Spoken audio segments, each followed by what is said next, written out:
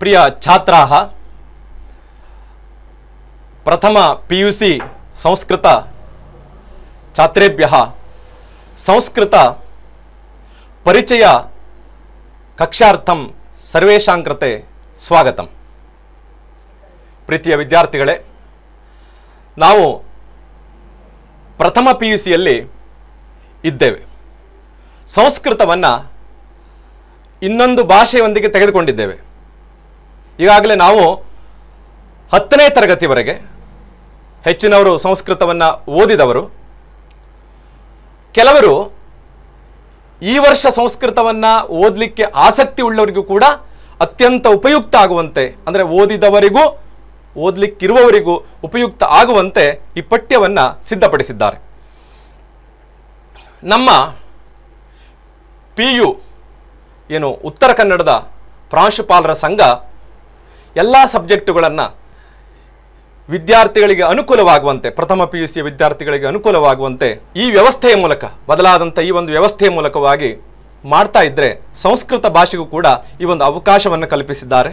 ಅದಕ್ಕೋಸ್ಕರ ನಾನು ಆ ಎಲ್ಲ ಒಂದು ಏನು ಸಂಘದ ಪದಾಧಿಕಾರಿಗಳಿಗೆ ಧನ್ಯವಾದವನ್ನು ಮೊಟ್ಟ ಮೊದಲಾಗಿ ಹೇಳಲಿಕ್ಕೆ ಇಚ್ಛಪಡ್ತೇನೆ.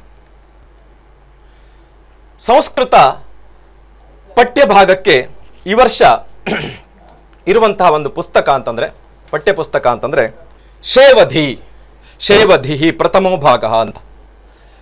ಇಲ್ಲೊಂದು ಚಿತ್ರ ಇದೆ, ಒಂದಿಷ್ಟು ಅಕ್ಷರಗಳು, ಶಬ್ದಗಳಿದೆ. ಶೇವಧಿ ಅಂತಂದರೆ ಏನು? ತುಂಬ ಕುತೂಹಲಕಾರಿಯಾದಂತಹ ಒಂದು ಏನು ಸಂಗತಿ ಇಲ್ಲಿದೆ. ಹಾಗೆ ಅದು ಏನು ಎನ್ನುವುದಕ್ಕೂ ಕ್ಲೂ ಕೂಡ ಇಲ್ಲಿದೆ. ಒಂದು ಪೆಟ್ಟಿಗೆ ಇದೆ, ಆ ಪೆಟ್ಟಿಗೆ ಒಳಗಡೆ ಒಂದಿಷ್ಟು ಮುತ್ತುರತ್ನಾದಿಗಳಿದೆ. ಅದಕ್ಕೆ ಹೆಸರಿಸಿದ್ದಾನೆ ಏನಂತ ಅಂತಂದರೆ ಶ್ರುತಿ, ಅಂದರೆ ವೇದಗಳು, ರಾಮಾಯಣಂ, ಮಹಾಭಾರತಂ, ಅದೇ ರೀತಿಯಲ್ಲಿ ಕಾವ್ಯಂ, ಸುಭಾಷಿತಂ ಇತ್ಯಾದಿಯಾಗಿ. ಅಂದರೆ ಪ್ರಥಮ ಹಾಗೂ ದ್ವಿತೀಯ PUC ಏನು ಸಂಸ್ಕೃತ ಪಠ್ಯಭಾಗದಲ್ಲಿ ಇದೊಂದು ಏನು ಅಮೂಲ್ಯವಾದಂತಹ ಮುತ್ತುರತ್ನಾದಿಗಳಿಂದ ಕೂಡಿದಂತಹ ಒಂದು ಏನು ಸಂಗತಿ ಇದೆ, ವಿಷಯ ಇದೆ. ಅದನ್ನು ನಾವು ನೋಡಲಿಕ್ಕಿದ್ದೇವೆ. ಅಂದರೆ ಜ್ಞಾನ ಭಂಡಾರ ಅಂತ ಅರ್ಥ, ಜ್ಞಾನದ ಭಂಡಾರ ಅಂತ ಅರ್ಥ. ವೇದ ಇತ್ಯಾದಿಗಳೆಲ್ಲ ಜ್ಞಾನ ಭಂಡಾರ, ಅವುಗಳನ್ನು ನಾವು ಅರಿಲಿಕ್ಕಿದ್ದೇವೆ ಎನ್ನುವಂಥದ್ದು ಈ ಒಂದು ಶೇವಧಿ ಎನ್ನುವಂತಹ ಯಾವ ಪಠ್ಯಪುಸ್ತಕ ಇದೆಯೋ ಸಂಸ್ಕೃತದ್ದು, ಅದರ ಒಂದು ಅರ್ಥ. ನಾವು ಸಂಸ್ಕೃತವನ್ನು ಯಾಕೆ ಓದಬೇಕು ಎನ್ನುವಂಥದ್ದು ಒಂದು ಪ್ರಶ್ನೆ ಬರುವಂಥದ್ದು. ನಾವು ಈಗಾಗಲೇ 10ನೇ ತರಗತಿವರೆಗೆ 10th ಕ್ಲಾಸ್ ತನಕವಾಗಿ ಸಂಸ್ಕೃತವನ್ನು ನಮಗೆ ಗೊತ್ತಿಲ್ಲದಂತೆ, ಸಂಸ್ಕೃತ ಓದಿದವರು ಅಥವಾ ಸಂಸ್ಕೃತ ಓದದೇ ಇದ್ದವರು ಕೂಡ ಸಂಸ್ಕೃತವನ್ನು ಒಂದಿಷ್ಟು ವಿಷಯಗಳು ನಮಗೆ ಗೊತ್ತಿದ್ದಂತೆ ಇದೆ. ಯಾಕೆಂತಂದರೆ ನಮಗೆಲ್ಲ ಲಿಪಿ ಗೊತ್ತಿದೆ, ದೇವನಾಗರಿ ಎನ್ನುವಂಥ ಲಿಪಿ. ಆ ಲಿಪಿಯಲ್ಲಿ ಹಿಂದಿಯನ್ನು, ಸಂಸ್ಕೃತವನ್ನು ಇತ್ಯಾದಿ ಒಂದು ಭಾಷೆಗಳನ್ನು ವ್ಯಕ್ತಪಡಿಸಬಹುದು. ಅಂದರೆ ನಮಗೆ ಲಿಪಿ ಗೊತ್ತಿದೆ. ಇನ್ನು ಯಾವ ವರ್ಣಮಾಲೆ ಇದೆಯೋ ಉಳಿದ ಒಂದು ವರ್ಣಮಾಲೆಗಳಂತೆ ಸಂಸ್ಕೃತದ್ದು. ಯಾಕೆ ಅಂತಂದರೆ ಉಳಿದೆಲ್ಲ ವರ್ಣಮಾಲೆಗಳಿಗೆ ಸಂಸ್ಕೃತವೇ ಮೂಲ. ಆ ಕಾರಣಕ್ಕಾಗಿ ಅಂತೆಯೇ ಸಂಸ್ಕೃತದ ಯಾವ ಒಂದು ವ್ಯಾಕರಣ ಇದೆಯೋ ಈ ವ್ಯಾಕರಣವೇ ಉಳಿದೆಲ್ಲ ಭಾಷೆಗಳಿಗೂ ಕೂಡ ಮೂಲ. ಅಂದರೆ ಉಳಿದ ಭಾಷೆಗಳನ್ನು ನಾವು ಕಲ್ತಿದ್ದೇವೆ ಅಂತಾದರೆ, ಭಾರತೀಯ ಭಾಷೆಗಳು, ಸಂಸ್ಕೃತ ಮೂಲವಾದಂಥ ವ್ಯಾಕರಣವೇ ಆಗಿದೆ. ಇನ್ನು ನಾವು ರಾಮಾಯಣವನ್ನು, ಮಹಾಭಾರತವನ್ನು ಇತ್ಯಾದಿ ಒಂದು ಪಂಚತಂತ್ರ ಇತ್ಯಾದಿ ಕಾವ್ಯಗಳನ್ನು, ಕಥಾ ಸಾಹಿತ್ಯ ಇತ್ಯಾದಿಗಳನ್ನು ನೋಡಿದ್ದೇವೆ, ಕೇಳಿದ್ದೇವೆ, ಓದಿದ್ದೇವೆ. ಇದೆಲ್ಲವೂ ಕೂಡ ಸಂಸ್ಕೃತ ಮೂಲವಾಗಿರುವಂಥದ್ದು. ಈ ಒಂದು ವರ್ಷಗಳಲ್ಲಿ, ಅಂದರೆ ಪ್ರಥಮ ಮತ್ತು ದ್ವಿತೀಯ PUC ಈ ಒಂದು ವರ್ಷಗಳಲ್ಲಿ ನಾವು ಆ ಸಂಗತಿಗಳನ್ನು ಇನ್ನಷ್ಟು ಅಧಿಕೃತವಾಗಿ ಹಾಗೆ ಆಳವಾಗಿ ಅಧ್ಯಯನ ಮಾಡಲಿಕ್ಕಿದ್ದೇವೆ. ಆಗ ನಮಗೆ ಹೆಚ್ಚಿನದಾದಂಥ ಅಥವಾ ಅತಿಶಯವಾದಂತಹ ಒಂದು ಪರಿಚಯವಾಗುತ್ತೆ. ನಮಗೆ ಇನ್ನೂ ಹೆಚ್ಚು ಆ ಒಂದು ಸಂಗತಿ ಮನದಟ್ಟಾಗತ್ತೆ. ನಾವು ನಮ್ಮ ಮಾತೃಭಾಷೆಯನ್ನು ಚೆನ್ನಾಗಿ ಕಲಿತಿದ್ದೇವೆ ಅಂತಂದರೆ ಸಂಸ್ಕೃತವನ್ನು ಹೆಚ್ಚಿನ ಭಾಗ ಓದಿದ್ದೇವೆ ಅಂತಲೇ ಅರ್ಥ. ಯಾಕೆಂತಂದರೆ ನಮ್ಮ ಮಾತೃಭಾಷೆಗಳಲ್ಲಿ ಇರುವಂತಹ ಯಾವ ಒಂದು ಪದಗಳಿದೆಯೋ ಆ ಪದಗಳಿಗೆ ಸಂಸ್ಕೃತ ಪದಗಳೇ ಮೂಲ, ಅಥವಾ ಆ ಹೆಚ್ಚಿನ ಪದಗಳು ಸಂಸ್ಕೃತ ಮೂಲದಿಂದ ಬಂದಂಥವುಗಳು. ನಾನು ಅದನ್ನು ಮುಂದೆ ವಿವರಿಸಲಿಕ್ಕಿದ್ದೇನೆ. ಇನ್ನು ನಾವು ವಿಭಕ್ತಿಯನ್ನು, ಶಬ್ದಗಳನ್ನು, ಕ್ರಿಯಾಪದಗಳನ್ನು, ಕಾರಕಗಳನ್ನು, ಸಂಧಿ ಸಮಾಸಗಳನ್ನು ಇದನ್ನು ನಾವು ಇತರ ಭಾಷೆಗಳಲ್ಲಿ ಕಲ್ತಿರ್ಬೋದು, ಕನ್ನಡದಲ್ಲಿ ಕಲ್ತಿರ್ಬೋದು. ಇದೆಲ್ಲವೂ ಸಾಮಾನ್ಯವಾಗಿ ಸಂಸ್ಕೃತ ಮೂಲವಾದಂಥದ್ದು. ನಮಗವು ಬರುತ್ತೆ ಅಂತಾದರೆ ಸಂಸ್ಕೃತವನ್ನು ನಾವು ಏನು ಓದಲಿಕ್ಕೆ ಅಥವಾ ಸಂಸ್ಕೃತವನ್ನು ಅರಿಲಿಕ್ಕೆ ಹತ್ತಿರದಲ್ಲಿದ್ದೇವೆ ಅಂತಲೇ ಅರ್ಥ. ಈಗಾಗಲೇ 8-9 ಕ್ಲಾಸಲ್ಲಿ ತೆಗೆದುಕೊಂಡಿರ್ಬೋದು. ತೆಗೆದುಕೊಳ್ಳದೆ ಇದ್ದವರಿಗೂ ಕೂಡ ಈ ಸಂಗತಿಗಳು ಗೊತ್ತಿದೆ ಅಂತಾದರೆ ನೀವು ಸಂಸ್ಕೃತವನ್ನು ಏನು ಅಧ್ಯಯನ ಮಾಡಲಿಕ್ಕೆ ಯೋಗ್ಯರು ಅಥವಾ ನಿಮಗೆ ಆ ಸಂಗತಿಗಳು ಅರಿವಿದೆ ಎನ್ನುವುದಾಗಿ ಅರ್ಥ. ಅದೇ ರೀತಿಯಲ್ಲಿ ನಾವು ಸಂಸ್ಕೃತವನ್ನು ಸಾಮಾನ್ಯವಾಗಿ ಭಾಷಾಂತರದ ಒಂದು ಮಾಧ್ಯಮದಲ್ಲಿ ಕಲಿಸ್ತೇವೆ. ಭಾಷೆಯನ್ನು ಕಲಿಯುವಂತಹದ್ದು ಈ ಒಂದು ಯಾವ ಅನುವಾದ ಇದೆಯೋ ಆ ಒಂದು ಅನುವಾದದ ಮಾಧ್ಯಮದ ಮೂಲಕವಾಗಿ ಕೂಡ ನಾವು ಅದನ್ನು ಕಲಿಬಹುದು. ಈ ಸಂಸ್ಕೃತ ಎನ್ನುವಂತಹದ್ದು ಒಂದು ರತ್ನ. ಸಂಸ್ಕೃತವನ್ನು ನಾವು ಈ ಅಮೂಲ್ಯವಾದಂಥ ಯಾವ ರತ್ನ ಇದೆಯೋ ಇದನ್ನು ನಾವು ನೋಡದೇ ಇದ್ದರೆ, ಅಭ್ಯಾಸ ಮಾಡದೇ ಇದ್ದರೆ ಸಂಸ್ಕೃತಕ್ಕೇನು ನಷ್ಟ ಇಲ್ಲ, ನಮಗೆ ನಷ್ಟವಾಗುವಂಥದ್ದು. ರತ್ನ ಯಾವಾಗಲೂ ಕೂಡ ಇನ್ನೊಬ್ಬರನ್ನು ಅರಸುತ್ತಾ ಹೋಗುವಂಥದ್ದಿಲ್ಲ, ರತ್ನವನ್ನು ಅರಸುತ್ತಾ ಎಲ್ಲರೂ ಬರುವಂಥದ್ದು. ಕಾಳಿದಾಸ ಅದನ್ನೇ ಹೇಳ್ತಾನೆ, ನಮ್ ರತ್ನಂ ಅನ್ವಿಷ್ಯತೆ ಮರ್ಗ್ಯತೆ ಹಿತತ್ ಅಂತ ಹೇಳ್ತಾನೆ. ಇನ್ನು ಯಾಕೆ ನಾವು ಸಂಸ್ಕೃತವನ್ನು ಓದಬೇಕು ಅಂತಂದರೆ ಅಂಕಕ್ಕೋಸ್ಕರವಾಗಿ, ಮಾರ್ಕ್ಸಿಗೋಸ್ಕರವಾಗಿ ಅಂತ ನಾವು ಹೇಳ್ಬೋದು. ಸಾಮಾನ್ಯವಾಗಿ ಸಂಸ್ಕೃತ ತೆಗೆದುಕೊಂಡವರಿಗೆ ಹೆಚ್ಚಿನದಾದಂಥ ಒಂದು ಏನು ಅಂಕಗಳು ಬೀಳುತ್ತೆ, ಸ್ಕೋರನ್ನು ಮಾಡ್ತಾರೆ ಎನ್ನುವಂಥದ್ದು ಪ್ರಸಿದ್ಧಿಯನ್ನು ಹೊಂದಿದೆ. ಸತ್ಯವಾದದ್ದು ಕೂಡ ಹಾಗೆ. ಹೆಚ್ಚಿನದಾಗಿ ಆಂಗ್ಲ ಭಾಷೆಯಲ್ಲೋ ಅಥವಾ ಕನ್ನಡ ಭಾಷೆಯಲ್ಲೋ ಬರೆಯುವಂಥ ವಿಷಯಗಳಿರುತ್ತೆ. ಉಳಿದಂತೆ ಭಾಷಾಂತರ ಪಾಠಗಳು, ಸಂಧಿ ಸಮಾಸಗಳು ಇತ್ಯಾದಿಗೆಲ್ಲ ಒಂದೊಂದು ಶಬ್ದಗಳಲ್ಲಿ ಬರಲಿಕ್ಕಿರುತ್ತೆ. ಹಾಗಾಗಿ ದ್ವಿತೀಯ PUC ಏನಿದೆಯೋ ಕೊನೆಯಲ್ಲಿ ಪಾಲಕ ಪೋಷಕರು ಅಥವಾ ವಿದ್ಯಾರ್ಥಿಗಳನ್ನು ಕೇಳುವುದೇನು ಅಂತಂತಂದರೆ ಎಷ್ಟು ಪರ್ಸೆಂಟೇಜ್ ಆಯಿತು, ಎಷ್ಟು ಮಾರ್ಕ್ಸ್ ಬಿತ್ತು ಅಂತ. ಹಾಗಾಗಿ ನಮಗೆ ಒಂದೊಂದು ಅಂಕವೂ ಕೂಡ ಏನು ಅಂತ ಕೇಳಿದ್ರೆ ಅತ್ಯಂತ ಮೌಲ್ಯಯುತವಾದಂಥದ್ದು. ಹೆಚ್ಚಿನವಾದಂಥ ಒಂದು ಅಂಕಗಳನ್ನು ಗಳಿಸಲಿಕ್ಕೆ ನಾವು ಸಂಸ್ಕೃತವನ್ನು ಓದಬೇಕು.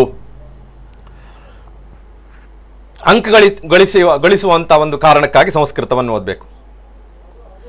ಸಂಸ್ಕೃತದ ಒಂದು ಮಹತ್ವ, ಹಿರಿಮೆ ಗರಿಮೆಯ ಕುರಿತು ನಾವು ನೋಡುವುದಿದ್ರೆ, ಭಾರತ ಆಂಗ್ಲರ ಒಂದು ಕಪಿಮುಷ್ಟಿಯಲ್ಲಿತ್ತು.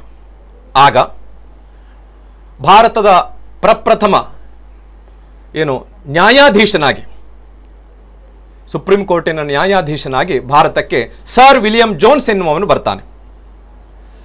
ಆತ ಆಂಗ್ಲ ಭಾಷಾ ವಿದ್ವಾಂಸನಾಗಿದ್ದ, ಭಾಷಾಶಾಸ್ತ್ರಜ್ಞನಾಗಿದ್ದ, 15 ಭಾಷೆಗಳನ್ನು ನಿರರ್ಗಳವಾಗಿ ಮಾತನಾಡಬಲ್ಲವನು, ಅದರಲ್ಲಿ ಅಭಿಪ್ರಾಯವನ್ನು ವ್ಯಕ್ತಪಡಿಸಬಲ್ಲವನು ಆಗಿದ್ದ. ಆತ ಭಾರತಕ್ಕೆ ಬಂದು ನೋಡ್ತಾನೆ, ಸುತ್ತಮುತ್ತಲು ಎಲ್ಲ ನೋಡ್ತಾನೆ, ಇಲ್ಲಿಯ ಒಂದು ಏನು ಅಧ್ಯಯನ ಪದ್ಧತಿ ಯಾವುದು, ಏನು ಅಧ್ಯಯನ ಮಾಡ್ತಾ ಇದ್ದಾನೆ ಈತ ಇಲ್ಲಿಯವರು ಎನ್ನುವುದಾಗಿ ಆತ ಗಮನಿಸಿದಾಗ ಆತ ಸಂಸ್ಕೃತದ ಬಗ್ಗೆ ಆಕರ್ಷಿತನಾಗ್ತಾನೆ. ಇಲ್ಲಿಯ ಮಠಮಾನ್ಯಗಳು ದೇವಾಲಯಗಳಲ್ಲಿ ಅಥವಾ ಇನ್ನಿತರ ಒಂದು ಏನು ಪಾಠಶಾಲೆ ಇತ್ಯಾದಿಗಳೆಲ್ಲ ಸಂಸ್ಕೃತವನ್ನು ಅಭ್ಯಾಸ ಮಾಡ್ತಾ ಇದ್ರು. ನಾನು ಸಂಸ್ಕೃತವನ್ನು ಕಲಿತೇನೆ ಎನ್ನುವುದಾಗಿ 6 ವರ್ಷಗಳ ತನಕವಾಗಿ ಆತ ಸಂಸ್ಕೃತವನ್ನು ಕಲಿತಾನೆ. ತನ್ನ ದೇಶವಾದಂಥ ಇಂಗ್ಲೆಂಡಿಗೆ ಹಿಂತಿರುಗ್ತಾನೆ. ಹೋಗಿ ಆತ ಒಂದು ಅಭಿಪ್ರಾಯವನ್ನು ವ್ಯಕ್ತಪಡಿಸ್ತಾನೆ. ಸಂಸ್ಕೃತ ಭಾಷೆ ಎನ್ನುವಂಥದ್ದು ಪ್ರಾಚೀನ ಗ್ರೀಕ್ ಭಾಷೆಗಿಂತಲೂ ಪರಿಪೂರ್ಣವಾದದ್ದು, ಲ್ಯಾಟಿನ್ ಭಾಷೆಗಿಂತಲೂ ಕೂಡ ಹೆಚ್ಚು ವ್ಯಾಪಕವಾದದ್ದು. ಇವೆರಡು ಭಾಷೆಗಳಿಗಿಂತ ಹೆಚ್ಚು ಪರಿಷ್ಕೃತವಾದಂಥ ಒಂದು ಭಾಷೆ ಸಂಸ್ಕೃತ ಭಾಷೆ. ಇದರ ಶಬ್ದ ರಚನೆಯ ಸಂರಚನೆ ಏನಿದೆಯೋ ಬೆರಗುಗೊಳಿಸುವಂತಹದ್ದು. ಸಮಗ್ರ ಸಂಸ್ಕೃತ ಸಾಹಿತ್ಯವನ್ನು, ಅದರ ಪರಿಚಯವನ್ನು ಮಾಡಿಕೊಳ್ಳಲಿಕ್ಕೆ, ಅಧ್ಯಯನವನ್ನು ಮಾಡಲಿಕ್ಕೆ ಒಂದು ಜನ್ಮ ಖಂಡಿತವಾಗಿ ಕೂಡ ಸಾಧ್ಯವಾಗೋಲ್ಲ. ಅಂದರೆ ಅನೇಕ ಜನ್ಮಗಳು ಬೇಕು, ಅಷ್ಟು ವಿಪುಲವಾಗಿದೆ ಎನ್ನುವುದಾಗಿ ಆತ ಅಭಿಪ್ರಾಯವನ್ನು ವ್ಯಕ್ತಪಡಿಸ್ತಾನೆ. ಹೌದು ವಿದ್ಯಾರ್ಥಿಗಳೇ, ಸಂಸ್ಕೃತ ಸಾಹಿತ್ಯ ಎನ್ನುವಂಥದ್ದು ಅಪಾರವಾದಂಥ ಒಂದು ಸಾಗರ. ಅದು ಈ ಒಂದು ಜನ್ಮದಲ್ಲಿ ಅದನ್ನು ನಾವು ಅಧ್ಯಯನ ಮಾಡಲಿಕ್ಕೆ ಖಂಡಿತವಾಗಿಯೂ ಸಾಧ್ಯ ಇಲ್ಲ. ಏನೇನಿದೆ ಪ್ರಮುಖವಾಗಿ ಅಂತ ನೋಡುವುದಿದ್ರೆ, ವೇದಗಳಿದೆ, 4 ವೇದಗಳು. ಅದಕ್ಕೆ ಒಂದು ಇತಿಹಾಸ ಅಂತಂದರೆ ದಯಾನಂದ ಸರಸ್ವತಿ ಅವರು ಹೇಳ್ತಾರೆ, ಋಗ್ವೇದಗಳಿಗೆ ಅಥವಾ ವೇದಗಳಿಗೆ 10,000 ವರ್ಷಗಳಿಗಿಂತ ಹೆಚ್ಚಿನದಾದಂಥ ಒಂದು ಇತಿಹಾಸ ಇದೆ ಅಂತ.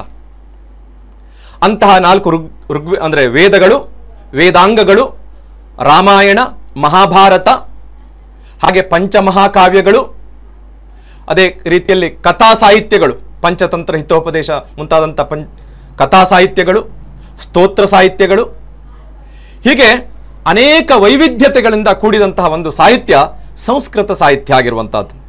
ಇಲ್ಲಿಯ ಪ್ರಮುಖರಾದಂಥ ಕವಿಗಳು ಅಂತಂದ್ರೆ ಆದಿಕವಿ ಯಾದಂಥ ವಾಲ್ಮೀಕಿ ಮತ್ತು ವ್ಯಾಸರು, ಕಾಳಿದಾಸ, ಭಾಸ ಇತ್ಯಾದಿಗಳಾಗಿ ಬರ್ತಾರೆ.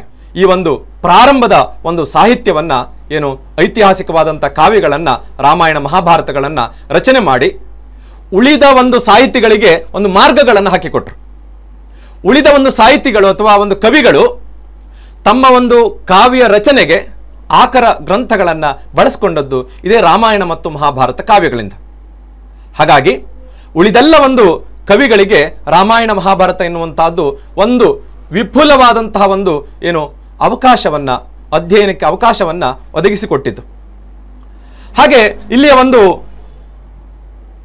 ಪ್ರೌಢವಾದಂತಹ ಕಾವ್ಯದ ಒಂದು ಚರ್ಚೆ, ಸೂಕ್ಷ್ಮವಾದಂತಹ ಕಾವ್ಯದ ವಿಮರ್ಶೆ ಕೂಡ ಈ ನೆಲದಲ್ಲಿ ನಡೆದಿದೆ. ಕಾವ್ಯದ ಬಗ್ಗೆ ರಚನೆ ಆಯ್ತಲ್ಲ, ಅದರ ಬಗ್ಗೆ ಚರ್ಚೆ ವಿಚರ್ಚೆಗಳು, ಲಕ್ಷಣ ಗ್ರಂಥಗಳನ್ನ ಅನೇಕರು ಬರೆದಿದ್ದಾರೆ. ನಿಮಗೆ ಹೇಳಬೇಕು ಅಂತಿದ್ರೆ ಆನಂದವರ್ಧನ, ದಂಡಿ, ಭಾಮಹ, ಕುಂತಕ, ವಿಶ್ವನಾಥ, ಅಭಿನವಗುಪ್ತ, ರಾಜಶೇಖರ ಮುಂತಾದಂತಹ ಯಾವ ಒಂದು ಕಾವ್ಯ ಮೀಮಾಂಸಕರು ಈ ನೆಲದಲ್ಲಿ ಆಗಿ ಹೋಗಿದ್ದಾರೆ. ಸೂಕ್ಷ್ಮವಾಗಿ ಕಾವ್ಯ ಚರ್ಚೆಯನ್ನ ಅವರು ಮಾಡಿದ್ದಾರೆ. ಇಂತಹ ಒಂದು ಸಂಸ್ಕೃತ ಸಾಹಿತ್ಯ ಅತ್ಯಂತ ವಿಪುಲವಾದಂಥ ಒಂದು ಸಾಹಿತ್ಯ, ಅಗಾಧವಾದಂಥ ಒಂದು ಸಾಹಿತ್ಯ. ಇಂತಹ ಒಂದು ಸಂಸ್ಕೃತ ಸಾಹಿತ್ಯ ಅಂತ ನಾವು ಹೇಳ್ಬೋದು. ಹಾಗಾದರೆ ಸಂಸ್ಕೃತ ಒಂದು ಶಬ್ದದ ಅರ್ಥ ಏನು? ಸಂಸ್ಕೃತಂ ಅಂತಂದ್ರೆ ಸಮ್ಯಕ್ ಕೃತಂ ಸಂಸ್ಕೃತಂ ಅಂದ್ರೆ ಚೆನ್ನಾಗಿ ಇಸಲ್ಪಟ್ಟದ್ದು, ಸಂಸ್ಕರಿಸಲ್ಪಟ್ಟದ್ದು ಅಂತ ಅರ್ಥ. ಏನನ್ನು ಸಂಸ್ಕರಿಸಲ್ಪಟ್ಟದ್ದು? ಭಾಷೆಯನ್ನ ನೋಡಿ. ಯಾವುದೇ ಒಂದು ಶಾಸ್ತ್ರೀಯ ಭಾಷೆಗೆ ಅದರದ್ದೇ ಆದಂತಹ ಒಂದು ಗುಣ ಇದೆ, 6 ಗುಣ ಇದೆ. ಯಾವುದದು ಅಂತಂದ್ರೆ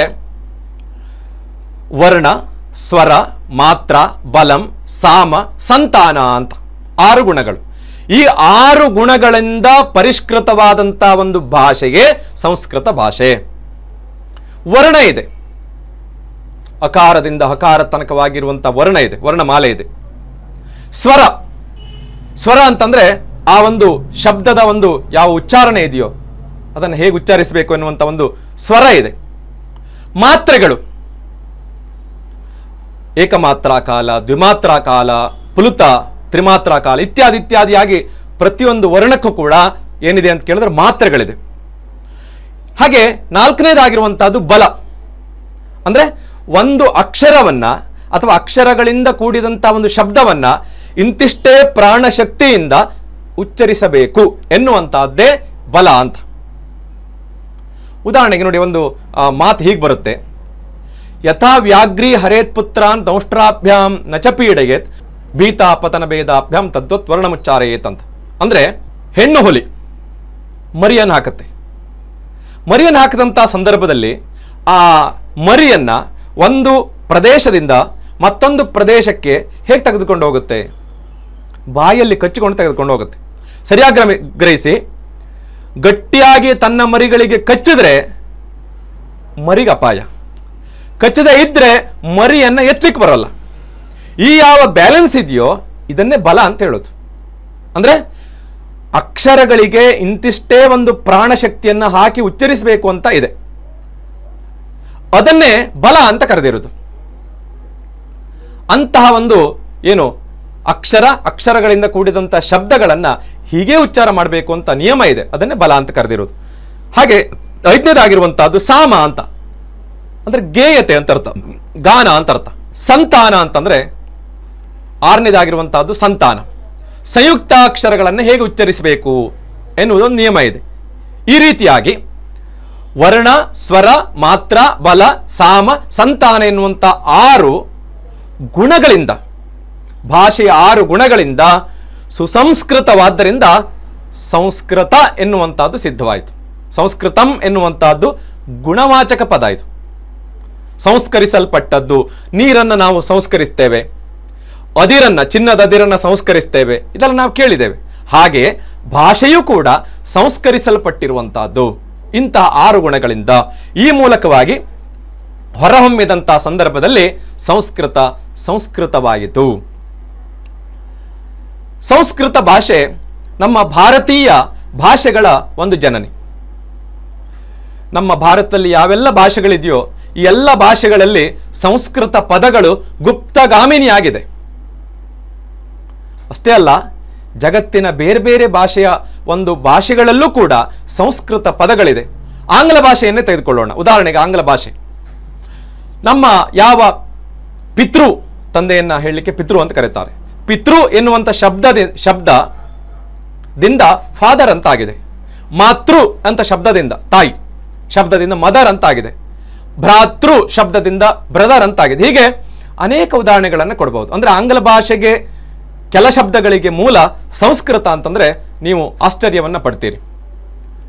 ವಿದ್ಯಾರ್ಥಿಗಳೇ, ನಮ್ಮ ಕನ್ನಡ ಭಾಷೆಯಲ್ಲೂ ಕೂಡ ಸಂಸ್ಕೃತ ಪದಗಳು 66% ಹೆಚ್ಚಿನ ಪದಗಳು ಸಂಸ್ಕೃತ ಪದಗಳೇ ಆಗಿದೆ, ಪದಗಳಿದೆ. ನಾವು ದೈನಂದಿನದಲ್ಲಿ ದಿನನಿತ್ಯ ಬಳಸುವಂಥ ಅನೇಕ ಯಾವ ಪದಗಳಿದೆಯೋ ಈ ಎಲ್ಲ ಪದಗಳು ಸಾಮಾನ್ಯವಾಗಿ ಸಂಸ್ಕೃತ ಪದಗಳು. ನಮಗೆ ಗೊತ್ತಿಲ್ಲ ಅದು ಸಂಸ್ಕೃತ ಪದ ಅಂತ. ಉದಾಹರಣೆಗೆ ಹೇಳಬೇಕು ಅಂತಿದ್ರೆ ಸ್ನಾನ, ವಸ್ತ್ರ, ಅನ್ನ, ಆಹಾರ, ಶಾಲೆ, ವಿದ್ಯೆ, ವಿದ್ಯಾರ್ಥಿ, ಪುಸ್ತಕ, ಪ್ರಶ್ನೆ, ಉತ್ತರ, ಪೂರ್ವ, ಪಶ್ಚಿಮ, ದಕ್ಷಿಣ, ಉತ್ತರ, ಹೀಗೆ ಅನೇಕ ಪದಗಳು ಏನಿದೆಯೋ ನಮ್ಮ ಆಡು ಭಾಷೆಯಲ್ಲಿ ಇವೆಲ್ಲ ಪದಗಳು ಸಂಸ್ಕೃತ ಮೂಲದಿಂದ ಬಂದಂಥ ಪದಗಳು, ನೇರವಾಗಿದೆ. ಇನ್ನು ನಮ್ಮ ಈ ಒಂದು ಕರಾವಳಿಯ ಭಾಗದಲ್ಲಿ ಅಥವಾ ಬೇರೆ ಬೇರೆ ಭಾಗಗಳಲ್ಲಿ ಇರುವಂತಹ ಯಾವ ಒಂದು ಕೊಂಕಣಿ ಭಾಷೆ ಇದೆಯೋ, ಕೊಂಕಣಿ ಭಾಷೆಯಲ್ಲಂತೂ ಕೂಡ ಸಾಮಾನ್ಯ 90% ಪದಗಳು ಸಂಸ್ಕೃತ ಪದಗಳು ನೇರವಾಗಿದೆ, ಕ್ರಿಯಾಪದ ಸಹಿತವಾಗಿ. ಸಾಮಾನ್ಯವಾಗಿ ಕಾರ ಅಂತ ಹೇಳ್ತಾರೆ, ಕುರು ಎನ್ನುವುದರ ಒಂದು ರೂಪ ಅದು ಕಾರ ಅಂತಂದ್ರೆ ಹೇಳ್ತಾರೆ ಕೊಂಕಣಿಯಲ್ಲಿ. ಹೀಗೆ ಅನೇಕ ಪದಗಳಿದೆ. ಇನ್ನು ನಮ್ಮ ಕನ್ನಡ ಭಾಷೆಯಲ್ಲಿ ಅಥವಾ ಭಾರತೀಯ ಭಾಷೆಗಳಲ್ಲಿ ಇರುವಂಥ ಯಾವ ಶಬ್ದಕೋಶ ಇದೆಯೋ, ವ್ಯಾಕರಣ ಇದೆಯೋ, ಈ ಶಬ್ದಕೋಶಕ್ಕೂ ವ್ಯಾಕರಣಕ್ಕೂ, ಡಿಕ್ಷನರಿಗೂ ಮತ್ತು ಗ್ರಾಮರಿಗೂ ಮೂಲ ಸಂಸ್ಕೃತನೇ. ಅದನ್ನು ಬಿಟ್ಟು ಇಲ್ವೇ ಇಲ್ಲ. ಒಂದು ಶಬ್ದದ ಮೂಲ ಬೇಕು ಅಂತ ಆಯ್ತು ಅಂತ ಆದ್ರೆ ಅದನ್ನ ಹೀಗೆ ಶಬ್ದಕೋಶ ಮತ್ತು ವ್ಯಾಕರಣಗಳಿಗೆ ಮೂಲವಾದಂತಹದ್ದು ಸಂಸ್ಕೃತ ಭಾಷೆ. ಅವನ್ನ ಬಿಟ್ಟು, ಸಂಸ್ಕೃತವನ್ನ ಬಿಟ್ಟು ಶಬ್ದಕೋಶ ಮತ್ತು ವ್ಯಾಕರಣಗಳು ಯಾವ ಭಾಷೆಯಲ್ಲೂ ಕೂಡ ಏನು ಸ್ವತಂತ್ರವಾಗಿಲ್ಲ. ನಮ್ಮ ಸಂಸ್ಕೃತ ಮೂಲ ಬೇಕೇ ಬೇಕು ಅವಕ್ಕೆ. ಹಾಗೆ ಸಂಸ್ಕೃತ ಅಧ್ಯಯನ ಲುಪ್ತವಾಗಿರುವುದರಿಂದ ಅಥವಾ ಅಂತಹ ಒಂದು ಅವಕಾಶ ಹೆಚ್ಚಿನವರಿಗೆ ಇಲ್ಲದೇ ಇರುವುದರಿಂದ ಅನೇಕ ಕಡೆಗಳಲ್ಲಿ, ಜಾಹೀರಾತು ಫಲಕಗಳಲ್ಲಿ, ಹಾಗೆ ಕಡತಗಳಲ್ಲಿ, ಕಚೇರಿಯ ಕಡತಗಳಲ್ಲಿ, ಅದೇ ರೀತಿಯಲ್ಲಿ ಪತ್ರಿಕೆಗಳಲ್ಲಿ ತನ್ನ ಒಂದು ಏನು ಕುರೂಪವನ್ನು ತೋರಿಸ್ತಾ ಇದೆ. ನಾನು ನಿಮಗೆ ಕೆಲವು ಉದಾಹರಣೆಗಳನ್ನ ಹೇಳಬೇಕು ಅಂತಿದ್ರೆ ನೋಡಿ, ಕೆಲವೊಂದು ಪತ್ರಿಕೆನೋ ಅಥವಾ ಜಾಹೀರಾತು ಫಲಕಗಳಲ್ಲಿ ಹೀಗೆ ನಾವು ಕಾಣ್ತೇವೆ. ದೈನಂದಿನ ದಿನದಲ್ಲಿ ಅದನ್ನು ಕಾಣಲಿಕ್ಕೆ ಸಾಧ್ಯ ಇದೆ. ಆದರೆ ಅದರ ಸರಿಯಾದಂಥ ರೂಪ ಏನು, ಹೇಗೆ ಎನ್ನುವುದನ್ನು ನಾವು ಸಂಸ್ಕೃತ ಮೂಲದಿಂದಲೇ ಹುಡುಕಬೇಕು. ಒಂದೆರಡು ಉದಾಹರಣೆಗಳನ್ನು ನಿಮ್ಗೆ ಹೇಳುವುದಿದ್ರೆ, ಉದಾಹರಣೆಗೆ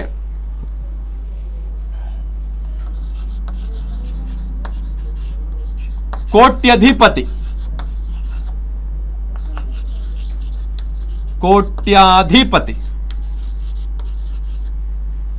ಯಾವುದು ಸರಿ? ಕೋಟ್ಯಾಧಿಪತಿ ಎನ್ನುವಂತಹದ್ದು ಸರಿ. ಹೇಗೆ ಅಂತಂದ್ರೆ ಕೋಟಿ ಅಧಿಕ್ ಅಧಿಪತಿ ಎಂಡ್ ಸಂಧಿ ಆಗಿದೆ. ಕೋಟ್ಯಾಧಿಪತಿ ಅಂತ ಬಳಸ್ತಾರೆ, ಇದು ತಪ್ಪಾದಂತ ಒಂದು ಪ್ರಯೋಗ. ಹಾಗೆ ಸ್ವಾಗತಂ ಎನ್ನುವಂತಹದ್ದು ಸರಿಯಾದಂತ ಒಂದು ಪ್ರಯೋಗ. ಸುಆಗತಂ ಅಂದ್ರೆ ತಾವು ಬಂದದ್ದು ಒಳ್ಳೆಯದಾಯ್ತು, ಚೆನ್ನಾಗಾಯ್ತು ಎನ್ನುವ ಅರ್ಥವನ್ನ ಹೊಂದಿದೆ ಸುಆಗತಂ ಅಂತ. ಆದ್ರೆ ಇದನ್ನ ಏನ್ ಬಳಸ್ತಾರೆ ಅಂತ ಕೇಳಿದ್ರೆ, ಹೇಗೆ ಬಳಸ್ತಾರೆ ಅಂತ ಕೇಳಿದ್ರೆ ಸುಸ್ವಾಗತಂ ಅಂತ ಬಳಸ್ತಾರೆ. ಸುಸ್ವಾಗತಂ ಕನ್ನಡದಲ್ಲೇ ಬರೀತಾ ಇದ್ದೇನೆ, ಇದು ಸರಿಯಾದಂತ ಒಂದು ಪ್ರಯೋಗ. ಸ್ವಾಗತಂ ಸುಸ್ವಾಗತಂ, ಸುಸ್ವಾಗತಂ ಎನ್ನುವಂತಹದ್ದು ಸರಿಯಾದಂತ ಪ್ರಯೋಗ ಅಲ್ಲ. ವೆಲ್ಕಮ್ ಅಂತ ಹೇಳುವುದಿಲ್ಲ ನಾವು. ಹಾಗೆ ಅದೇ ರೀತಿಯಲ್ಲಿ ಹಾಗೆ ನೋಡಿ, ಉಪಹಾರ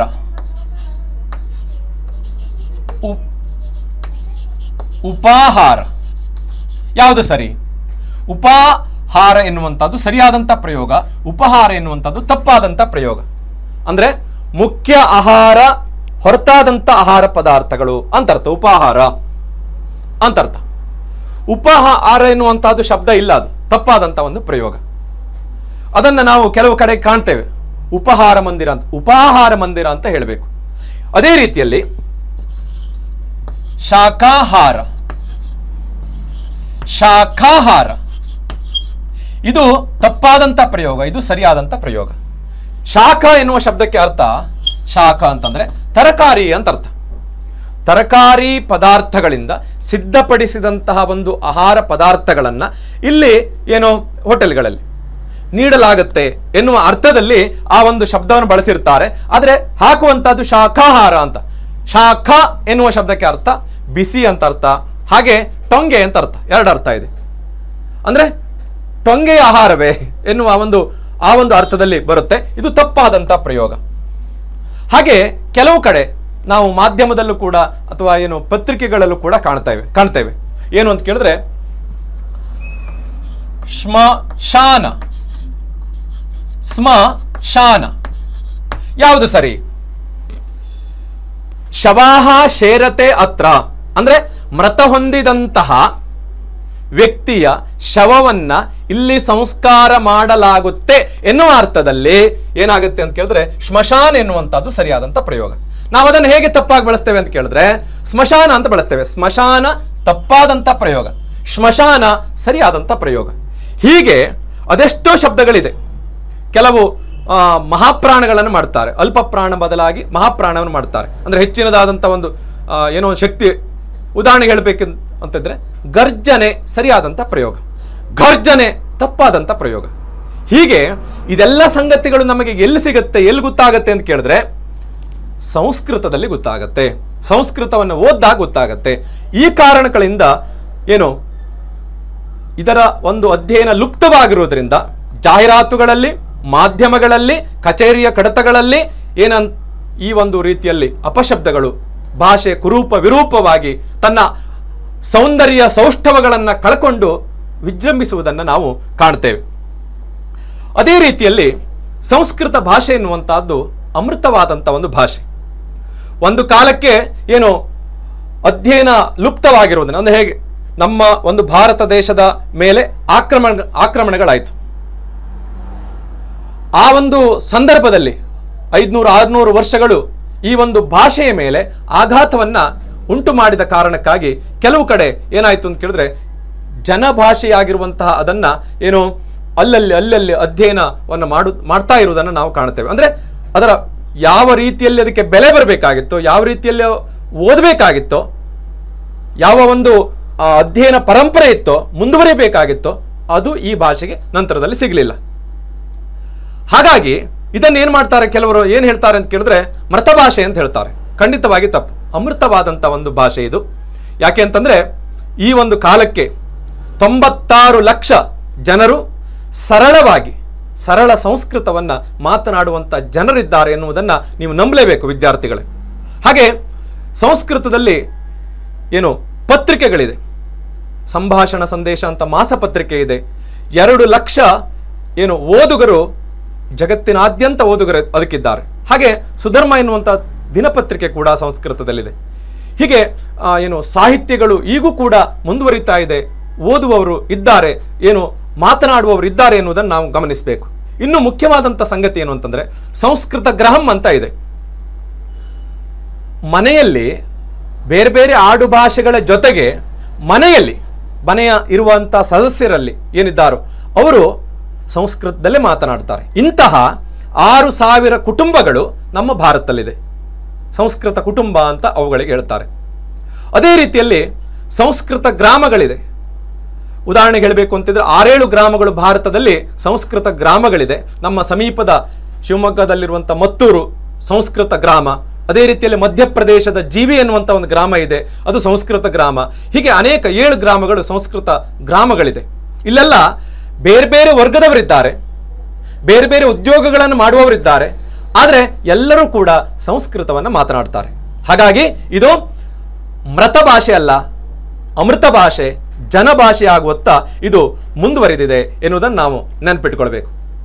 ಮತ್ತೆ ಇನ್ನೊಂದು ಆರೋಪ ಏನಿದೆ ಅಂತ ಕೇಳಿದ್ರೆ, ಇದು ಒಂದು ವರ್ಗಕ್ಕೆ ಸೀಮಿತವಾದಂಥ ಒಂದು ಭಾಷೆ, ಒಂದು ಲಿಂಗಕ್ಕೆ ಸೀಮಿತವಾದಂಥ ಭಾಷೆ ಎನ್ನುವ ಒಂದು ಆರೋಪ ಕೂಡ ಇದೆ. ಇದು ಕೂಡ ತಪ್ಪಾದಂಥ ಒಂದು ಅಭಿಪ್ರಾಯ. ರಾಮಾಯಣವನ್ನು ರಚನೆ ಮಾಡಿದಂತಹ ಯಾವ ವಾಲ್ಮೀಕಿ ಇದ್ದಾನೋ, ವಾಲ್ಮೀಕಿ ಬೇಡನಾಗಿದ್ದ. ಆತ ಜಗತ್ತಿನ ಅದ್ಭುತವಾದಂಥ ಒಂದು ಕಾವ್ಯವನ್ನು, ರಾಮಾಯಣವನ್ನು ರಚನೆ ಮಾಡಿದ್ದಾನೆ. ಇನ್ನು ವ್ಯಾಸರು ಮತ್ಸ್ಯಗಂಧಿಯ ಮಗ, ಅಂದರೆ ಬೇಸ್ತರ ರಾಜ ದಾಸರಾಜ ಅಂತ, ಆತನ ಏನು ಮಗಳು ಮತ್ಸ್ಯಗಂಧಿ, ಆ ಮತ್ಸ್ಯಗಂಧಿಯ ಮಗ ವ್ಯಾಸ. ಅಂದರೆ ಬೇಸ್ತ ನಿಜವಾದಂಥ ಒಂದು ಅರ್ಥದಲ್ಲಿ. ಅಂತಹ ಒಂದು ವ್ಯಾಸರು ಜಗತ್ತಿಗೆ ಜ್ಞಾನ ಭಂಡಾರವನ್ನು ನೀಡಿ ಹೋಗಿದ್ದಾರೆ. ಮಹಾಭಾರತ ಇರಬಹುದು, ಪುರಾಣಗಳಿರಬಹುದು, ಉಪಪುರಾಣಗಳಿರಬಹುದು, ಹೀಗೆ ಅನೇಕ ಒಂದು ಸಾಹಿತ್ಯಗಳನ್ನು ಅವರು ಕೊಡುಗೆಯಾಗಿ, ಬ್ರಹ್ಮಸೂತ್ರ ಇತ್ಯಾದಿಗಳನ್ನು ಕೊಡುಗೆಯಾಗಿ ನೀಡಿದ್ದಾರೆ. ಇನ್ನು ಕಾಳಿದಾಸ ಆತ ಬಾಲ್ಯದಲ್ಲಿ ದಡ್ಡನಾಗಿದ್ದ, ಹಾಗೆ ಕುರಿಯನ್ನು ಕಾಯ್ತಾ ಇದ್ದ ಎನ್ನುವುದನ್ನು ನಾವು ಓದ್ತೇವೆ. ಅಂದರೆ ಕಾಳಿದಾಸನು ಕೂಡ ಆತ ಯಾವುದೇ ಒಂದು ಮೇಲ್ವರ್ಗಕ್ಕೆ ಸೇರಿದವನಲ್ಲ. ಅಂತಹ ಕಾಳಿದಾಸ ಜಗತ್ತಿನ ಅದ್ಭುತವಾದಂಥ ಒಂದು ಕಾವ್ಯಗಳನ್ನು, ಜಗತ್ತಿನ ಕವಿಗಳು, ಸಾಹಿತಿಗಳು, ಸಹೃದಯರು ಮೆಚ್ಚುವಂಥ ಕಾವ್ಯಗಳನ್ನು ಕೊಟ್ಟು ಹೋಗಿದ್ದಾನೆ. ಆತ ಮೇಲ್ವರ್ಗದವನಲ್ಲ. ಅದೇ ರೀತಿಯಲ್ಲಿ ಬೃಹತ್ ಕಥಾ ಅಂತ ಒಂದು ಕಥಾ ಸಾಹಿತ್ಯ ಇದೆ. ಅದನ್ನು ರಚನೆ ಮಾಡಿದವನು ಗುಣಾಢ್ಯ. ಆತ ಒಬ್ಬ ದಲಿತ. ಹೀಗೆ ಸಂಸ್ಕೃತ ಭಾಷೆಗೆ ಎಲ್ಲ ವರ್ಗದವರ ಕೊಡುಗೆಯೂ ಕೂಡ ಇದೆ. ಕೇವಲ ಒಂದು ವರ್ಗದವರ ಕೊಡುಗೆ ಅಂತಂದ್ರೆ ಅದು ಖಂಡಿತವಾಗಿ ತಪ್ಪು. ಇನ್ನು ಸ್ತ್ರೀಯರು ಕೂಡ ಸಂಸ್ಕೃತ ಭಾಷೆಗೆ ಕೊಡುಗೆಯನ್ನು ನೀಡಿದ್ದಾರೆ. ಮೈತ್ರೇಯಿ ಮತ್ತು ಗಾರ್ಗಿ ವೇದ ದ್ರಷ್ಟಾರರು, ಅಂದರೆ ವೇದವನ್ನು ಕಂಡುಕೊಂಡಂಥವರು. ಹಾಗೆಯೇ ವಿಜ್ಜಿಕೆ, ಬಾದಾಮಿ ಇಮ್ಮಡಿ ಪುಲಕೇಶಿಯ ಸೊಸೆ, ಕೌಮುದಿ ಮಹೋತ್ಸವ ಎನ್ನುವಂತಹ ಒಂದು ನಾಟಕವನ್ನು ರಚನೆ ಮಾಡಿದ್ದಾಳೆ. ಗಂಗಾದೇವಿ, ವಿಜಯನಗರ ಬುಕ್ಕರಾಯನ ಸೊಸೆ, ವೀರಕಂಪಣರಾಯನ ಒಂದು ಪತ್ನಿ, ಆಕೆ ಮಧುರಾ ವಿಜಯಂ ಎನ್ನುವಂಥ ಒಂದು ಕಾವ್ಯವನ್ನು ರಚನೆ ಮಾಡಿದ್ದಾಳೆ. ತಿರುಮಲಾಂಬೆ ವರದಾಂಬಿಕಾ ಪರಿಣಯ ಕಾವ್ಯವನ್ನು, ರಾಮಭದ್ರಾಂಬೆ, ರಘುನಾಥಾಭ್ಯುದಯ, ಹೀಗೆ ಅನೇಕ ಕವಯತ್ರಿಯರು ಸಂಸ್ಕೃತ ಸಾಹಿತ್ಯಕ್ಕೆ ಕೊಡುಗೆಯನ್ನು ನೀಡಿದ್ದಾರೆ. ಹಾಗಾಗಿ ಯಾವುದೇ ಒಂದು ಲಿಂಗಕ್ಕೆ, ಯಾವುದೇ ಒಂದು ವರ್ಗಕ್ಕೆ ಸೇರಿದಂಥ ಒಂದು ಭಾಷೆ ಸಂಸ್ಕೃತ ಭಾಷೆಯಲ್ಲ, ಇದು ಎಲ್ಲರ ಭಾಷೆ ಎನ್ನುವುದನ್ನು ನಾವು ನೆನಪಿಟ್ಕೊಳ್ಬೇಕು. ಈ ಒಂದು ಸಂಸ್ಕೃತ ಭಾಷೆಗೆ ಎಲ್ಲರ ಒಂದು ಕೊಡುಗೆ ಇದೆ ಎನ್ನುವುದನ್ನು ನಾವು ನೆನಪಿಟ್ಕೊಳ್ಬೇಕು. ಇನ್ನು ಪ್ರಾಚೀನ ಮತ್ತು ಆಧುನಿಕ ಪದ್ಧತಿಯಿಂದ ಸಂಸ್ಕೃತವನ್ನು ಕರ್ನಾಟಕ ನೆಲದಲ್ಲಿ ನಾವು ಕಾಣ್ತೇವೆ. ಅಧ್ಯಯನ ಪರಂಪರೆಯನ್ನು ಕಾಣ್ತೇವೆ. ಗಟ್ಟಿಯಾದಂಥ ನೆಲೆ ಈ ನಮ್ಮ ಕರ್ನಾಟಕದಲ್ಲಿದೆ. ಪ್ರಾಚೀನ ಮತ್ತು ಆಧುನಿಕ ಎರಡೂ ಒಂದು ಪದ್ಧತಿಯಿಂದ ಸಂಸ್ಕೃತವನ್ನು ಕಲೀಲಿಕ್ಕೆ ಕರ್ನಾಟಕ ಒಂದು ಉತ್ತಮವಾದಂಥ ಒಂದು ಪ್ರದೇಶ, ನೆಲೆ ಇದೆ. ನಮ್ಮೆಲ್ಲ ಕರ್ನಾಟಕದ ವಿಶ್ವವಿದ್ಯಾನಿಲಯಗಳಲ್ಲಿ ಸಂಸ್ಕೃತ ಅಧ್ಯಯನಕ್ಕೆ ಅವಕಾಶ ಇದೆ. ಹಾಗೆಯೇ ರಾಜ್ಯದಲ್ಲಿ 230 ಸಂಸ್ಕೃತ ಪಾಠಶಾಲೆಗಳಲ್ಲಿ ಸಂಸ್ಕೃತ ಅಧ್ಯಯನಕ್ಕೆ ಅವಕಾಶ ಇದೆ. 16 ಸಂಸ್ಕೃತ ಕಾಲೇಜುಗಳಲ್ಲಿ 30,000ಕ್ಕಿಂತ ಅಧಿಕ ವಿದ್ಯಾರ್ಥಿಗಳು ಸಂಸ್ಕೃತ ವೇದಾಂಗಗಳನ್ನು ಅಧ್ಯಯನ ಮಾಡ್ತಾ ಇದ್ದಾರೆ. ಇನ್ನು ಸಂಸ್ಕೃತ ಅಧ್ಯಯನಕ್ಕೋಸ್ಕರವಾಗಿ ಒಂದು ವಿಶ್ವವಿದ್ಯಾನಿಲಯ ಇದೆ ಕರ್ನಾಟಕದಲ್ಲಿ. ಅದನ್ನು ಕರ್ನಾಟಕ ಸಂಸ್ಕೃತ ವಿಶ್ವವಿದ್ಯಾನಿಲಯ ಅಂತ ಕರೀತಾರೆ. ಹಾಗೆ ಕೇಂದ್ರ ಸರ್ಕಾರದ ಅಧೀನದ ಶೃಂಗೇರಿಯಲ್ಲಿ ರಾಜೀವ್ ಗಾಂಧಿ ಪರಿಸರ ಅಂತ ಹೇಳ್ತಾರೆ, ಅದಕ್ಕೆ ರಾಷ್ಟ್ರೀಯ ಸಂಸ್ಕೃತ ಸಂಸ್ಥಾನ ಇದೆ. ಅಲ್ಲಿ ಅತ್ಯಂತ ಪ್ರಬುದ್ಧವಾದಂಥ ಒಂದು ಕಾವ್ಯ, ವ್ಯಾಕರಣ, ಸಾಹಿತ್ಯ ಹಾಗೆ ಸಂಶೋಧನೆಯ ತನಕವಾಗಿ ಅಧ್ಯಯನಕ್ಕೆ ಅವಕಾಶ ಇದೆ. ಪ್ರಾಥಮಿಕ ತರಗತಿಯಿಂದ ಪದವಿ ತರಗತಿಯವರೆಗೆ ಸಾಮಾನ್ಯವಾಗಿ 3.5 ಲಕ್ಷ ವಿದ್ಯಾರ್ಥಿಗಳು ಸಂಸ್ಕೃತವನ್ನು ಒಂದು ಭಾಷೆಯನ್ನಾಗಿ ತೆಗೆದುಕೊಂಡು ಓದ್ತಾ ಇದ್ದಾರೆ. ಹಾಗಾಗಿ ಸಂಸ್ಕೃತ ಓದಲಿಕ್ಕೆ ಕರ್ನಾಟಕ ಒಂದು ಅತ್ಯುತ್ತಮವಾದಂಥ ಒಂದು ನೆಲೆ ಎನ್ನುವುದನ್ನು ನಾವು ಅರಿಬೇಕು. ಇನ್ನು ಯಾಕೆ ಸಂಸ್ಕೃತವನ್ನು ಓದಬೇಕು? 8, 9, 10ನೇ ತರಗತಿಯಲ್ಲಿ ನಾವು ಓದಿದ್ದೇವೆ, ಕೆಲ ವ್ಯಾಕರಣಗಳನ್ನು ಅರ್ತಿದ್ದೇವೆ, ಕಾವ್ಯಗಳನ್ನು ತಿಳ್ಕೊಂಡಿದ್ದೇವೆ. ಅದರ ಮೇಲೂ ಇಲ್ಲಿ ಯಾಕೆ ಓದಬೇಕು ಎನ್ನುವಂಥ ಒಂದು ಪ್ರಶ್ನೆ ಇದೆ. ಯಾಕೆ ಓದಬೇಕು ಅಂತಂದರೆ ಅದರ ಮುಂದಿನ ಭಾಗ, ಸ್ವಲ್ಪ ಪ್ರೌಢ ಭಾಗ ಈ ಒಂದು 2 ವರ್ಷಗಳಲ್ಲಿದೆ. ಸಾಮಾನ್ಯವಾಗಿ ಜ್ಞಾಪಕ ಶಕ್ತಿ ಚುರುಕಾಗಿರುವಂತಹ ಒಂದು ಕಾಲ ಇದು. ಸಂಸ್ಕೃತ ಭಾಷೆಯ ಕೆಲ ಗದ್ಯಗಳನ್ನು, ಪದ್ಯಗಳನ್ನು, ಹಾಗೆ ಸುಭಾಷಿತಗಳನ್ನು ಯಾವುದೇ ಭಾಷೆಯಲ್ಲಿ ಓದಿ, ಕನ್ನಡದಲ್ಲಿ ಅಥವಾ ಆಂಗ್ಲ ಭಾಷೆಯಲ್ಲಿ ಓದಿದ್ರೆ ಅವೆಲ್ಲವೂ ಕೂಡ ಏನು ನಮ್ಮ ಮಾತೃಭಾಷೆಯ ಅಥವಾ ಅಲ್ಲಿಯ ಶಬ್ದಗಳು ಹೆಚ್ಚಿನವು ಸಂಸ್ಕೃತದ್ದೇ ಆಗಿದೆ ಎನ್ನುವುದು ನಮಗೆ ಏನಾಗುತ್ತೆ ಅಂತ ಕೇಳಿದ್ರೆ ಆ ಒಂದು ಭಾವನೆ ಬರುತ್ತೆ. ಸಂಸ್ಕೃತದಲ್ಲಿರುವಂತಹ ಸುಲಭವಾದಂಥ ನಾಮಪದಗಳು, ಕ್ರಿಯಾಪದಗಳು, ವಿಭಕ್ತಿಗಳು, ಹಾಗೆ ಕಾರಕ, ಸಂಧಿ, ಸಮಾಸ ಇತ್ಯಾದಿಗಳು, ಇದನ್ನು ಯಾವ ಭಾಷೆಯಲ್ಲಿ ಓದಿದ್ರೂ ಕೂಡ ನಮ್ಮ ಮಾತೃಭಾಷೆ ಅಥವಾ ನಮ್ಮ ಭಾಷೆ ಇನ್ನೂ ಹೆಚ್ಚಿನದಾಗಿ ಸೌಂದರ್ಯಯುತವಾಗುತ್ತೆ ಎನ್ನುವುದನ್ನು ನಾವು ನೆನಪಿಟ್ಟುಕೊಳ್ಬೇಕು. ಹಾಗೆ ನಮ್ಮ ಭಾರತೀಯ ಪ್ರಾಚೀನರು ಯಾವ ಒಂದು ವಿಜ್ಞಾನ ಕ್ಷೇತ್ರದಲ್ಲಿ ಸಾಧಿಸಿದಂಥ ಯಾವ ಪ್ರಗತಿಗಳನ್ನು ಅರಿಲಿಕ್ಕೆ ನಾವು ಸಂಸ್ಕೃತ ಮೂಲಕ್ಕೆ ಹೋಗಬೇಕು.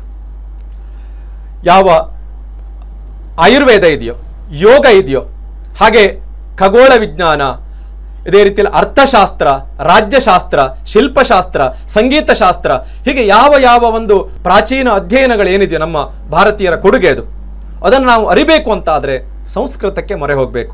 ಹಾಗಾಗಿ ಅವೆಲ್ಲ ಗ್ರಂಥಗಳು, ಆ ಎಲ್ಲ ಗ್ರಂಥಗಳು ಸಂಸ್ಕೃತದಲ್ಲಿದೆ ಎನ್ನುವುದನ್ನು ನಾವು ತಿಳ್ಕೊಳ್ಬೇಕು. ಇನ್ನೂ ಒಂದು ಯಾವ ಕಾರಣಗಳಿಂದ ಓದಬೇಕು ಅಂತಂದರೆ, ಸಂಸ್ಕೃತಿ ಸಂಸ್ಕೃತಾಶ್ರಿತ. ನಮ್ಮ ಯಾವ ಭಾರತೀಯ ಸಂಸ್ಕೃತಿ ಇದೆಯೋ ಸಂಸ್ಕೃತ ಭಾಷೆಯನ್ನು ಆಶ್ರಯಿಸಿದೆ. ನಾವು ಮಾಡುವಂಥ ಹಬ್ಬ ಹರಿದಿನಗಳು ಅಥವಾ ಧಾರ್ಮಿಕ ಆಚರಣೆಗಳು ಇವೆಲ್ಲವೂ ಕೂಡ ಅದರ ಮೂಲ ಸಂಸ್ಕೃತದಲ್ಲಿದೆ. ಸಂಸ್ಕೃತವನ್ನು ಓದಿದ್ರೆ ನಮ್ಮ ಸಂಸ್ಕೃತಿಯನ್ನು ಮೈಗೂಡಿಸಿಕೊಂಡಂತೆ. ಈ ಕಾರಣಗಳಿಂದ ನಾವು ಸಂಸ್ಕೃತವನ್ನು ಓದಬೇಕು. ಮತ್ತು ಈ ಒಂದು ಸಂಸ್ಕೃತ ಎನ್ನುವಂಥದ್ದು ನಮ್ಮ ಭಾರತೀಯರ ಅಮೂಲ್ಯವಾದಂಥ ಕೊಡುಗೆ. ಇದನ್ನು ನಾವು ರಕ್ಷಣೆ ಮಾಡದೇ ಇದ್ದರೆ ಮತ್ತಾರು ರಕ್ಷಣೆ ಮಾಡ್ತಾರೆ? ರಕ್ಷಣೆ ಮಾಡೋದು ಹೇಗೆ ಅಂತ ಕೇಳಿದ್ರೆ ನಮ್ಮ ಅಧ್ಯಯನದ ಮೂಲಕವಾಗಿ ರಕ್ಷಣೆ ಮಾಡಬೇಕು. ಭಾಷೆಯನ್ನು ಅಧ್ಯಯನದ ಮೂಲಕವಾಗಿ ರಕ್ಷಣೆ ಮಾಡಬೇಕು. ಮತ್ಯಾವ ಒಂದು ಮಾಧ್ಯಮವೂ ಕೂಡ ಇಲ್ಲ. ವಿಶ್ವಮರ್ಯಾದಿತವಾದಂಥ ಈ ಒಂದು ಭಾಷೆ, ಇಲ್ಲಿಯ ಸಂಸ್ಕೃತ ಭಾಷೆಯಿಂದ ಸೃಷ್ಟಿಯಾದಂಥ ಯಾವ ಒಂದು ಅಮೂಲ್ಯವಾದಂಥ ಒಂದು ಜ್ಞಾನ ಇದೆಯೋ ಅದು ನಮ್ಮ ದೇಶದ ಅಥವಾ ಈ ನೆಲದ ಅಮೂಲ್ಯವಾದಂಥ ಆಸ್ತಿ. ಹಾಗಾಗಿ ಇದನ್ನು ಉಳಿಸಿ ಬೆಳೆಸುವಂಥದ್ದು ನಮ್ಮೆಲ್ಲ ವಿದ್ಯಾವಂತರ, ಪ್ರಜ್ಞಾವಂತರ ಕರ್ತವ್ಯವಾಗಿದೆ. ಆ ಕಾರಣಗಳಿಂದ ನಾವು ಸಂಸ್ಕೃತವನ್ನು ಓದಬೇಕು. ಪ್ರಿಯ ವಿದ್ಯಾರ್ಥಿಗಳೇ, ನಾವು ಹಿಂದಿನ ಒಂದು ತರಗತಿಗಳಲ್ಲಿ ಸಂಸ್ಕೃತವನ್ನು ಓದಿದ್ದೇವೆ. ಮತ್ತು ಈ ವರ್ಷ ಬಂದವರು ಫಸ್ಟ್ ಇಯರ್ದಲ್ಲಿ 2 ಭಾಷೆಗಳನ್ನು ತೆಗೆದುಕೊಂಡ್ರಾಯ್ತು ಅಷ್ಟೇ. ಯಾವುದು ಕೂಡ ತೆಗೆದುಕೊಳ್ಬೋದು. ಇಲ್ಲೂ ಕೂಡ ನಾವು ಹೊಸದಾಗಿ ಸಂಸ್ಕೃತ ತೆಗೆದುಕೊಳ್ಳುವವರಿಗೂ ಕೂಡ ಅನುಕೂಲ ಆಗುವಂಥ ರೀತಿಯಲ್ಲಿ ಈ ಒಂದು ಟೆಕ್ಸ್ಟ್ ಬುಕ್ಕನ್ನು ರೆಡಿ ಮಾಡಿದ್ದಾರೆ. ಹಾಗಾಗಿ ಈ ವರ್ಷ ನಾನು ತೆಗೆದುಕೊಳ್ಬಹುದೇ? ಖಂಡಿತವಾಗಿ ತೆಗೆದುಕೊಳ್ಬೋದು. ಹಿಂದೆ ಓದಿದ್ದೇನೆ, ಫಸ್ಟ್ ಲ್ಯಾಂಗ್ವೇಜ್ ಓದಿದ್ದೇನೆ, ಥರ್ಡ್ ಲ್ಯಾಂಗ್ವೇಜ್ ಓದಿದ್ದೇನೆ, ನಿಮಗೆ ಮತ್ತೂ ಸುಲಭ. ಹೆಚ್ಚಿನದಾದಂಥ ಅಂಕಗಳನ್ನು ಗಳಿಸಲಿಕ್ಕೆ ಅತ್ಯಂತ ಈ ಒಂದು ಮಾರ್ಗ ಏನು ಭಾಷೆಯನ್ನು ಆಯ್ಕೆ ಮಾಡಿಕೊಂಡಿರುವಂಥ ಮಾರ್ಗ ಬೆಸ್ಟ್ ಆದಂಥ ಒಂದು ಮಾರ್ಗ. ಹಾಗಾಗಿ ನೀವು ಈ ಎಲ್ಲ ಕಾರಣಗಳಿಂದ ಸಂಸ್ಕೃತವನ್ನು ಆಯ್ಕೆ ಮಾಡಿಕೊಂಡಿರುವಂಥದ್ದಕ್ಕೆ ನಿಮಗೆ ಮೊದಲಾಗಿ ನಾನು ಅಭಿನಂದಿಸ್ತೇನೆ. ತರಗತಿಗಳು ಮುಂದಿನ ಒಂದು ದಿನಗಳಲ್ಲಿ ಒಂದೊಂದಾಗಿ ಮುಂದಿನ ವಿಷಯಗಳು ಪ್ರಾರಂಭವಾಗುತ್ತೆ. ಎಲ್ಲವನ್ನು ಕೂಡ ಗಮನ ಇಟ್ಟು ಕೇಳಿ, ಮನನ ಮಾಡಿ, ಹಾಗೆ ಅದನ್ನು ಏನು ಮುಂದಿನ ಒಂದು ಪರೀಕ್ಷೆಗಳಲ್ಲಿ ಅದನ್ನು ಉಪಯೋಗಿಸಿಕೊಳ್ಳಿಕ್ಕಾಗತ್ತೆ.